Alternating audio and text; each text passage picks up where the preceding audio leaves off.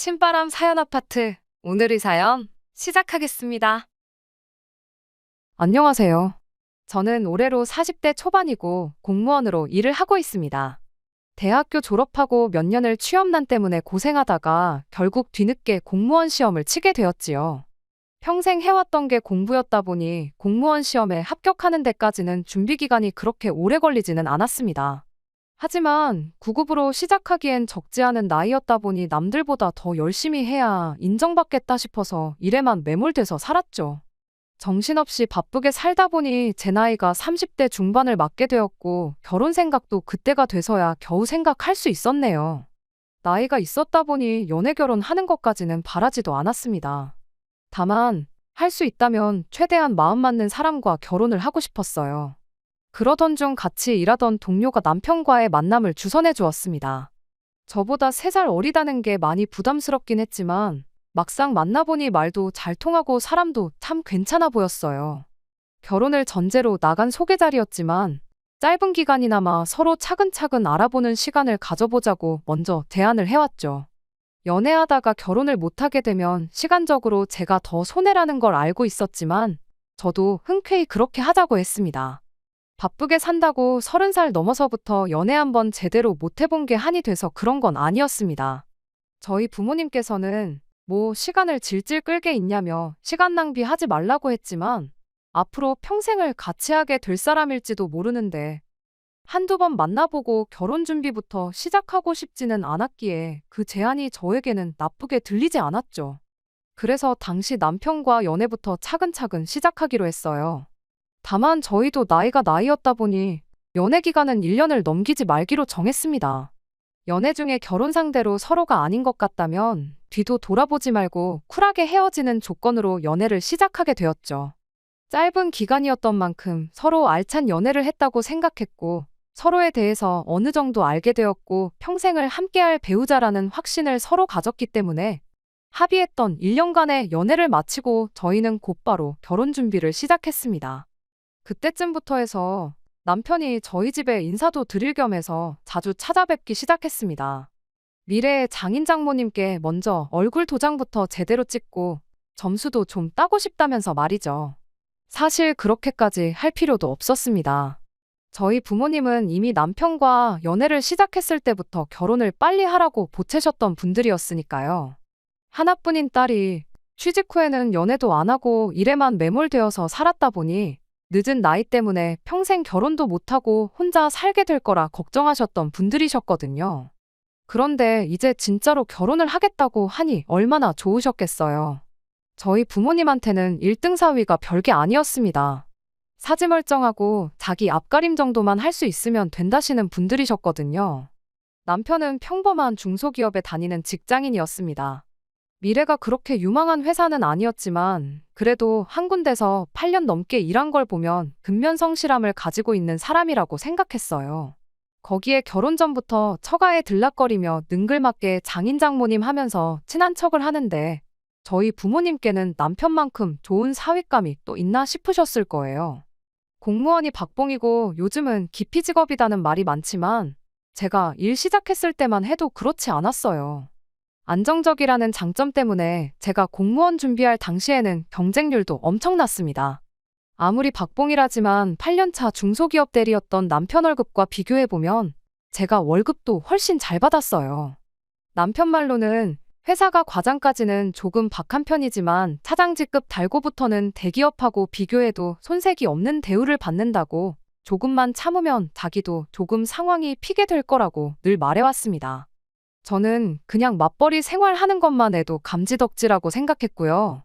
아무튼 저희 집에서 남편이 열렬한 환영을 받은 데 비해서 시댁에서는 딱히 제가 환영을 받는 느낌은 아니었습니다.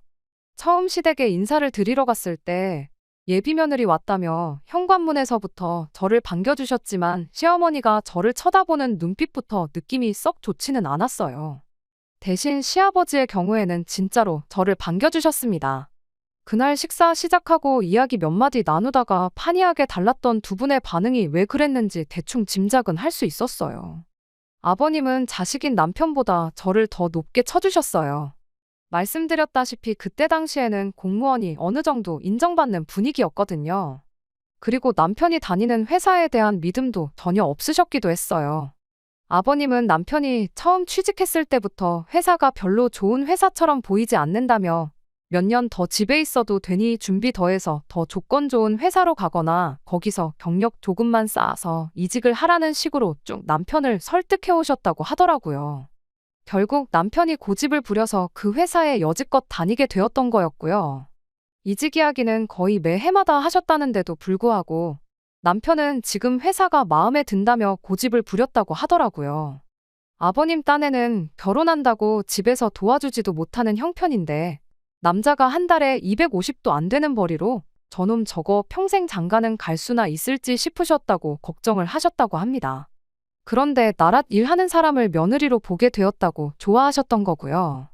그와 동시에 시어머니는 공무원이 공무원이지 뭐 나랏 일까지 한다고 축혀 세워주냐며 회사 못 들어가는 애들이 하는 게 공무원이라고 아버님 말을 자르면서 동시에 저를 깎아내리셨어요. 그러더니 오히려 땡 잡은 건 당신 아들이 아니라 저라는 식으로 말을 하더라고요. 어린 남자 데려가는데 돈은 많이 모아놓았느냐며 빈정거리더라고요. 말 끝나기 무섭게 아버님이 교양머리 없게 그딴 걸 질문이라고 하고 있냐며 집안 망신 시키지 말라고 성질을 부리셨습니다. 덕분에 그 자리에서 갑자기 두 분이 부부싸움을 시작하게 되었고요. 처음 인사드리러 온 건데 두 분 싸우는 모습을 두 눈으로 목격하니 정말 밥이 입으로 넘어가는지 코로 넘어가는지 모를 정도로 당황스럽고 불편했습니다. 그래도 그날은 그 순간에 당황했던 것 말고는 분위기 자체는 나쁘지 않았고 저도 크게 실수한 건 없는 듯 싶었어요. 시어머니가 유별나다는 건 이미 알았지만 아버님이 경우가 밝은 분이셨고 시어머니가 선을 넘는 발언을 하면 제 앞에서 부부싸움을 하게 될지라도 뜯어말려주는 분이셨으니 결혼 후에도 크게 신경 쓸 문제는 아니겠구나 싶었습니다. 돈은 솔직히 남편과 비교해서 제가 훨씬 더 잘 모아놓았습니다. 제가 취직 조금 늦게 했다고 일에 매몰돼서 살았던 게 한몫했어요. 거기에 부모님 집에서 같이 살면서 생활비도 아낄 수 있었다 보니 돈을 모으기가 더 수월했었고요. 어느 정도 안정이 되고 나서 저도 친구들도 만나고 하고 싶었는데 막상 그때가 되니 친구들은 다 결혼을 해서 가정이 생기는 바람에 만날 친구들도 없어서 정말 돈 모으는 거 말고는 할 수 있는 게 없었습니다.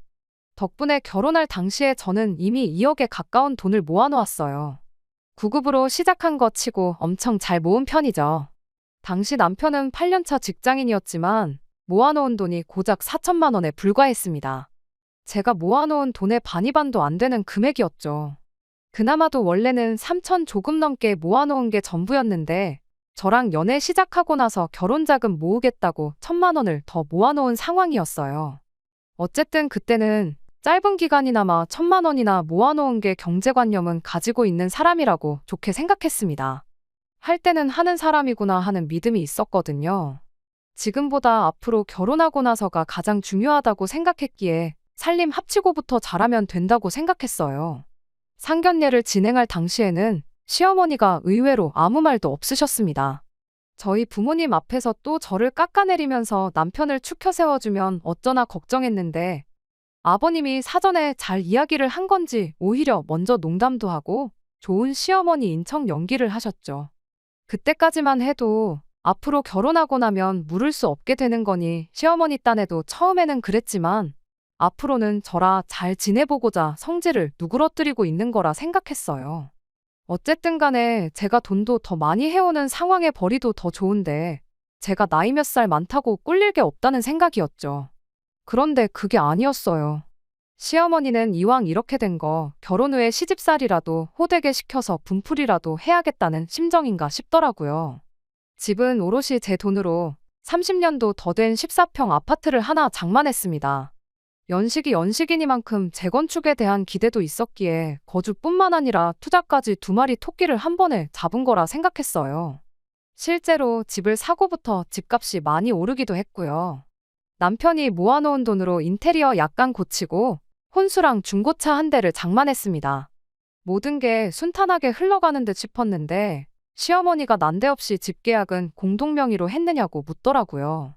집은 순전히 전부 제 돈으로 구했던 것이었기에 제 명의로 했습니다.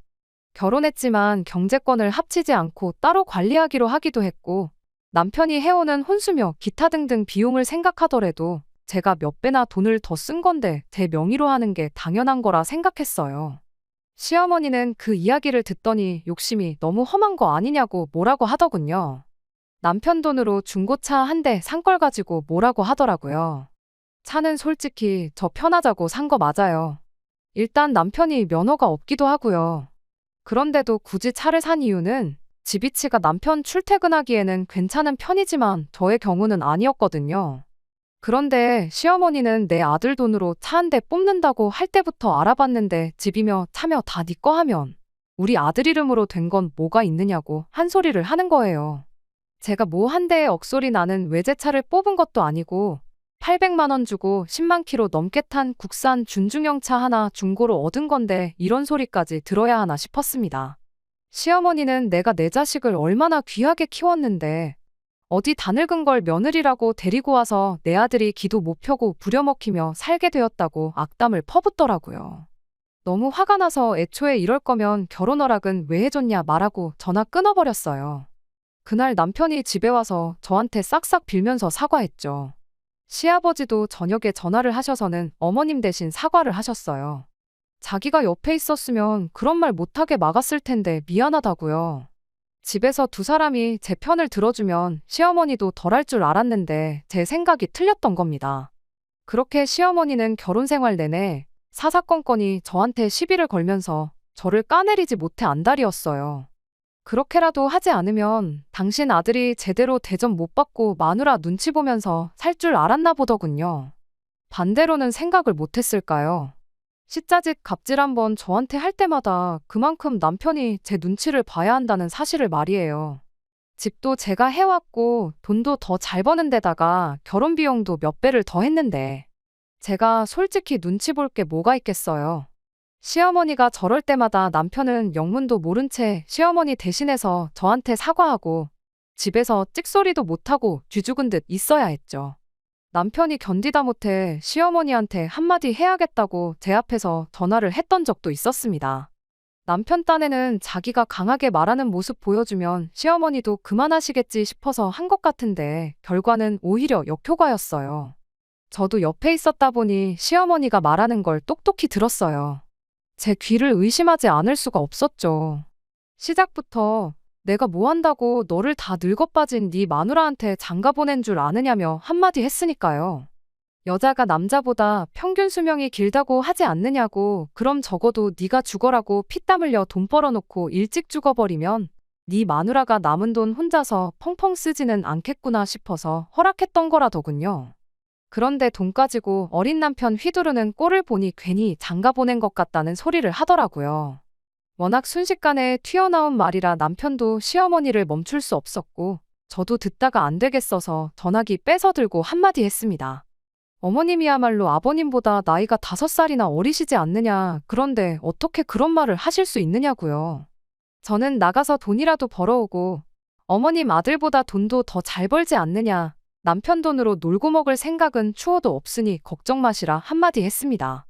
시어머니는 제가 들었을 거라곤 생각도 못했는지 잠시 당황하더니 이미 돌이킬 수 없는 걸 알게 된 건지 오히려 저한테 큰 소리를 내기 시작했죠. 당신은 집에서 바깥 양반 내조를 하고 있지 않냐면서 뒷바라지를 해줬으니 바깥 양반이 내 노후도 책임져 주는 게 당연한 거다 하는 소리를 하시길래 그럼 저도 당장 일 그만두고 집에서 남편 내조나 해야겠다고 했죠. 나이 많은 며느리라서 얼마나 다행이냐고. 그래도 일찍 죽어버리고 돈이 남으면 아까우니 돈은 앞으로 모으지 말고 있는 대로 다 써버려야겠다고 한마디 했습니다. 결국 시어머니와는 전화로 돌이키기 힘든 만큼까지 싸우게 되었고 그 덕에 한동안 시댁과 연을 끊고 지내게 되었습니다. 남편은 따로 시어머니와 연락을 하는 듯 보였지만 그걸 가지고 아예 못하게까지 하지는 않았습니다. 괜히 저 때문에 연 끊고 지낸다는 소리 듣고 싶지도 않았고 더 이상 시어머니가 저에게 피해만 끼치지 않는다면 아무런 상관없다는 생각이었거든요. 시댁과 아예 연락을 안 하고 지낸 건 아니었어요. 이따금씩 시아버지한테서는 잘 지내냐는 안부 연락이 걸려왔습니다. 평소에도 워낙에 저를 챙겨주시던 분이었으니 시아버지의 연락까지는 저도 무시하지 않았어요. 그러다 코로나 시기 막바지쯤 해서 일이 터지게 되었습니다. 남편 회사가 코로나 시작된 이래로 상황이 안 좋아지기 시작했거든요.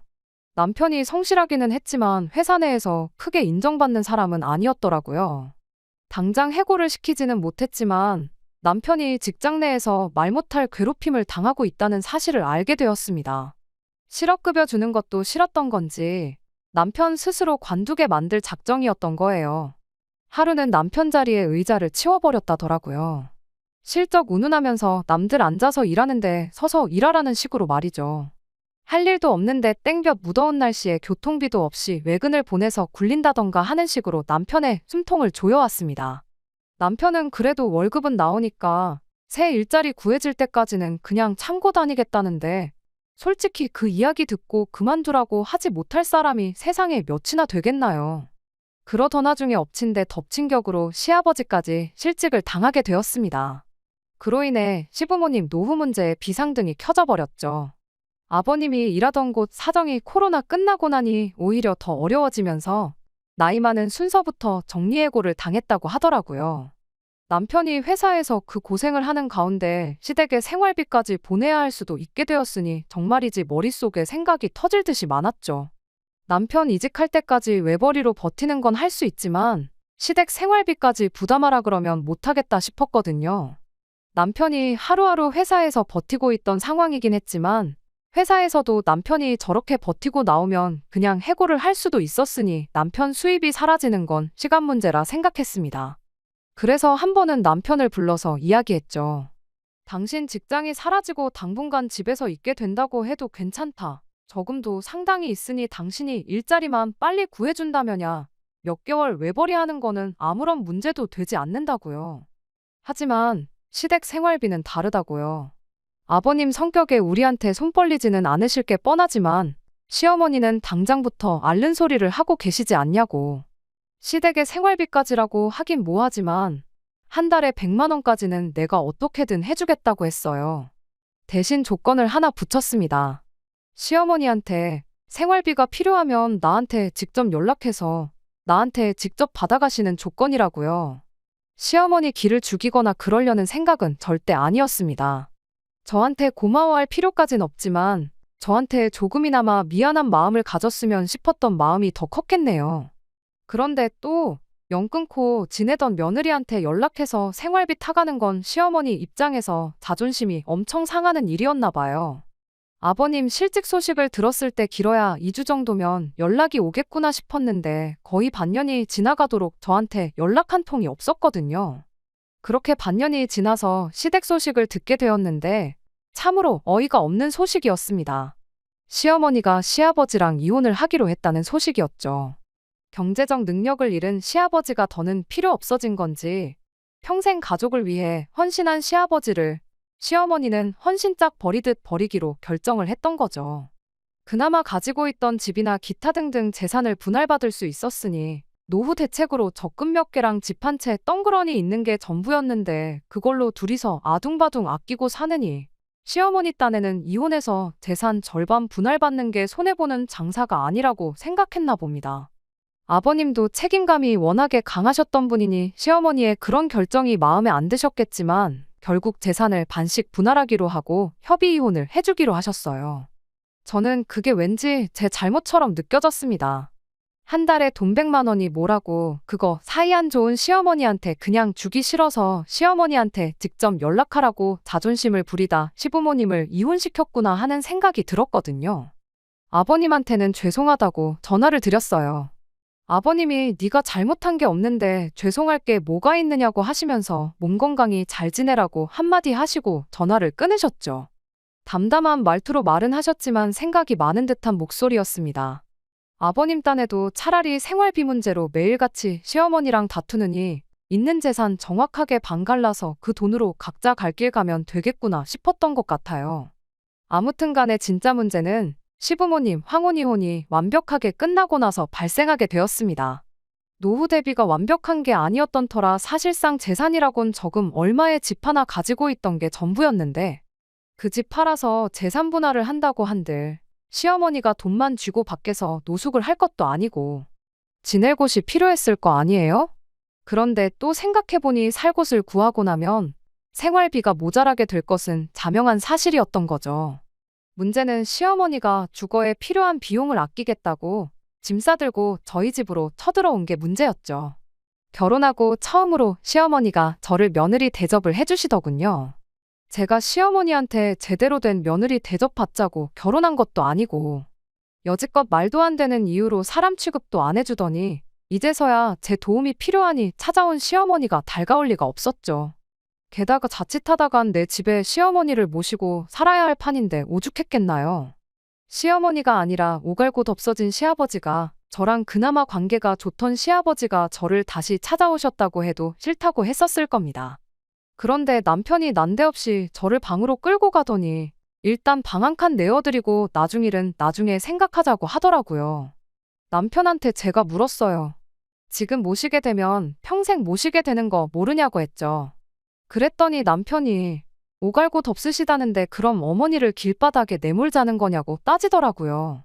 이혼을 결정한 것도 어머님이지 않냐, 그리고 오갈곳이 없긴 왜 없냐, 아버님한테 받은 돈이 있지 않냐고요. 그랬더니 남편이 그럼 어머니한테 월세로 30만 원씩 내라고 할 테니 같이 지내게 하자고 하더군요. 어이가 없었죠. 제가 시어머니랑 사이가 좋았던 것도 아니고 서로 대판 싸우고 1년 가까이 연을 끊고 지내기까지 했는데 고작 30만 원 받자고 시어머니를 내 집에 모시겠냐고 한마디 했네요. 제 눈치 많이 보고 저한테 잘하려고 노력하는 사람이었지만 결국 결혼하니 효자가 되는 건 어쩔 수 없었나 봐요. 아무리 봐도 아버님한테 재산분할 받아서 목돈이라도 쥐고 있는 시어머니 상황이 직장도 잃고 뭐 아무것도 가진 거 없는 남편 상황보다 훨씬 좋다는 걸 몰랐던 걸까요? 이 집의 지분이라고는 이사 들어올 때 도배장 파는 거랑 혼수 몇 가지밖에 없는 사람이 자기도 이 집에 지분이 있다며 그 정도 정할 권리가 있다고 소리를 치대요. 시어머니도 제가 웬만해선 마음을 바꾸지 않겠다는 걸 알았는지 내 그럴 줄 알았다고 그따구로 내 아들 휘어잡을 거면 그냥 이혼을 해라 하는 식으로 강하게 나오더군요. 순간 이혼하라는 이야기를 직접 꺼내주셨는데 못할 게 뭐가 있겠냐 싶은 생각이 들었어요. 그래서 알겠다고 대답했죠. 시어머니는 제가 이렇게 나올 걸 미리 계산이라도 했던 건지 그럼 집은 두고 저만 나가라더군요. 순전히 내 돈으로만 들어간 내 집인데 내가 미쳤다고 집을 포기하게 했냐고 도배장 판할 때 들어간 돈이랑 혼수할 때 들어간 돈 그리고 자동차도 돌려줄 테니 두 사람 보고 나가라고 했습니다. 당장 오갈 곳이 없으니 집을 포기할 수는 없다고 나오더군요. 저도 생각해보니 암만 내 집이 최고라고 하지만 결혼 생활 시작부터 남편과 함께한 이 집에서 혼자 지내게 될 텐데 이혼하고 나서도 그 기분이 똑같을까 싶더라고요.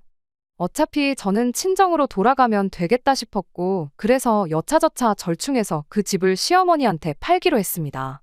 재개발 소식과 이런저런 이유로 집값이 제가 처음 샀을 때보다 1억이 넘게 오른 상황이었기도 해서 시어머니가 이혼하면서 분할받은 돈과 결혼 생활하면서 모아놓은 돈은 제가 다 가지고 오는 조건으로 집을 남편에게 넘기기로 했어요.